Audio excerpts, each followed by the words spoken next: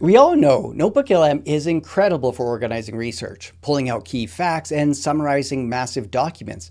But what if those insights shouldn't stay in a notebook? Today, I'm going to show you how to take a stack of dense, complex research, like NASA's technical documents on the Artemis mission, and turn it into a stunning, interactive, single-page website using Gemini. We're going to build it, fix it, and actually publish it live on the internet for free, all without writing a single line of code. Let's get started. First, we need our brain trust. Inside NotebookLM, I've gathered several heavy PDF reports directly from NASA covering the Artemis program, mission overviews, engineering specifications for the SLS rocket, and details on the scientific payloads. Once NotebookLM has ingested and structured this massive amount of data, then we're going to export this knowledge and bring it right into Gemini. I just want to point out, this is the topic that I'm covering, but this could be about anything. It could be about your business or a different topic altogether. What we're going to go through will work for all of it. Here's where most people go wrong. They ask the AI just to build a website right away, which leads to a messy layout. We're going to treat Gemini like an expert UX designer first. We need a blueprint. This is going to be the prompt. And this prompt will be down below in the description if you want to reuse it. I'm asking it to act as an expert UX designer and educational technologist. It's going to go through and analyze the attached NotebookLM, which I'm going to do in a moment, and research the design and everything. You can take a look at the prompt a little bit more specifically down below. So now I'm just going to hit the plus and you can see NotebookLM. I need to connect it to the notebook I'm discussing here. So I'm going to go with the NASA Space Launch System here and connect it. I'm going to do it on Pro. I just find it works better for this, for analyzing the structure here, and I'm going to submit it. Now, I want to point out, in this prompt, I was specific on what I wanted, and it's always good to do that. If there's certain areas that you want to focus on, make sure you tell it that in the prompt. So down below here, watch how Gemini just mapped everything out, the user experience. So it's not writing code yet, it's figuring out the flow in exactly where the dense technical research needs to be on the page. So if I go down, you can see all the different sections through here. Now that we have a rock-solid blueprint, we switch over to Gemini Canvas. We're going to hand it our blueprint and ask it to write the code. I'm using Tailwind CSS in the prompt because it gives us that sleek, modern look instantly. Okay, so this is the prompt we're going to use. I'm going to switch over to Canvas and I'm going to just paste this in. Now, I do use Gemini to help me write these prompts. I gave it some colors and everything I wanted, and I knew I needed to have it in Tailwind CSS, so that was part of it. If you're using Gemini, you can ask it to help you write this prompt as well. You can see that it's going to take the structural blueprint that we just agreed upon, and then using the Tailwind CSS, and then there's different colors in it, and just a little bit about how the structure of this website is. So I'm going to send this off. Once it finishes it, I didn't have to hit preview. It already went to preview up top. You can see the code is right here.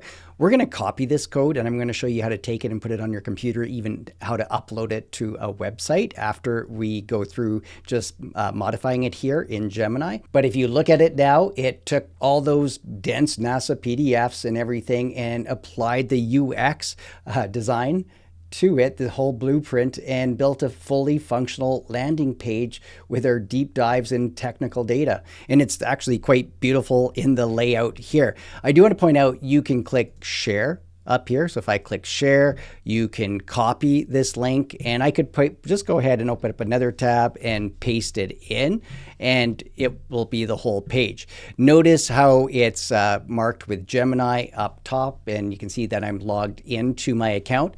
When we move it to the custom website, all of that disappears. You won't see the Gemini. It will be on your fully functional free site. Now I'm just going to jump back over to Gemini here. And I can continue working on this. So the best part about Canvas is that it's a living workspace. So we're going to add another section for downloadables, maybe educator guides at the bottom. All I need to do is ask it. So let's make this more interactive, add new sections just above the footer called downloadable mission guides. And I'm just going to send this off, and you'll see that the prompt that I give it fits, will get put right into this design. Okay, let's move down and check it out. We can see where it added those interactive cards. But here's the thing. if I go ahead and click on this, notice nothing happens. Let's say I wanted to actually put a link to something. So I have in my Google Drive over here, I just have this PDF of this SLS technical specs here. And I made sure I shared this folder out. So this is going to be anybody with the link. So make sure if you are sharing it out that the right permissions are there if it's kept in your Google Drive. I'm just going to go ahead and I copied the link from it. So I'm going to go back over here and I'm just going to put in this prompt here. So update the download button for the Space Launch System, this one right here, specs, change the href link description to this exact URL. So that's the link right in here that I just copied it from.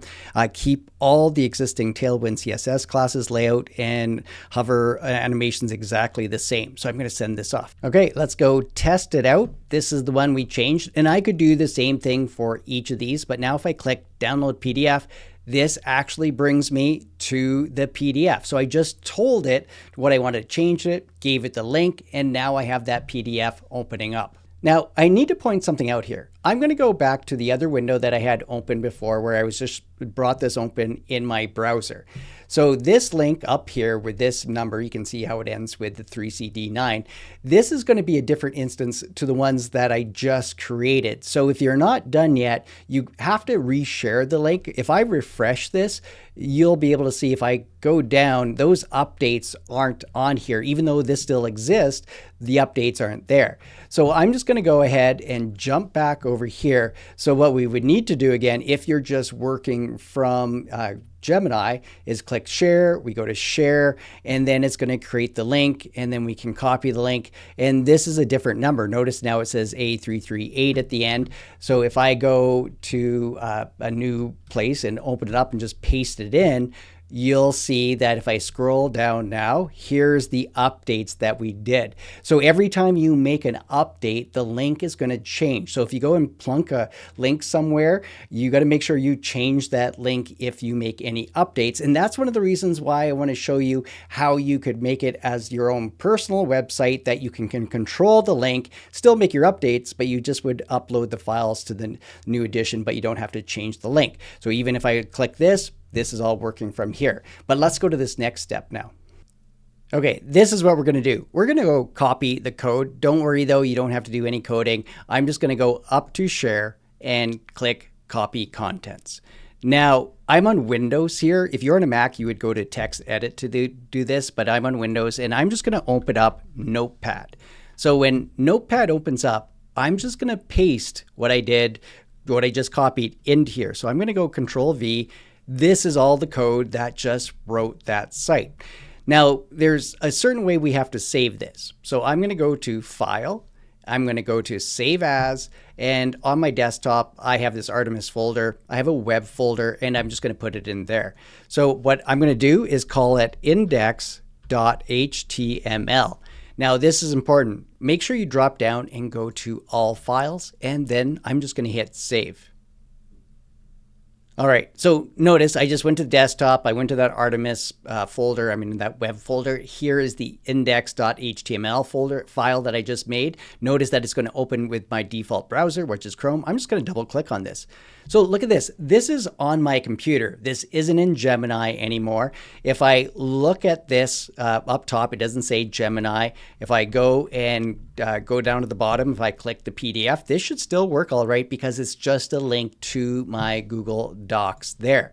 So we have this here. How do we get it to be online? Because it on my desktop like this by itself doesn't do anything. How can I share the link? Now, you might be wondering, why did we just do that? Why don't we just use the share button right inside Gemini? You can definitely do that, but there's a few huge reasons why you shouldn't if you want this to be a true resource hub.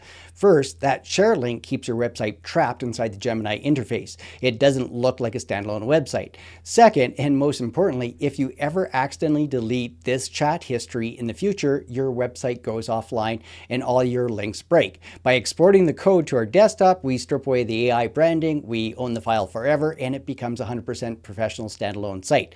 But let's move it online now so we can share the link.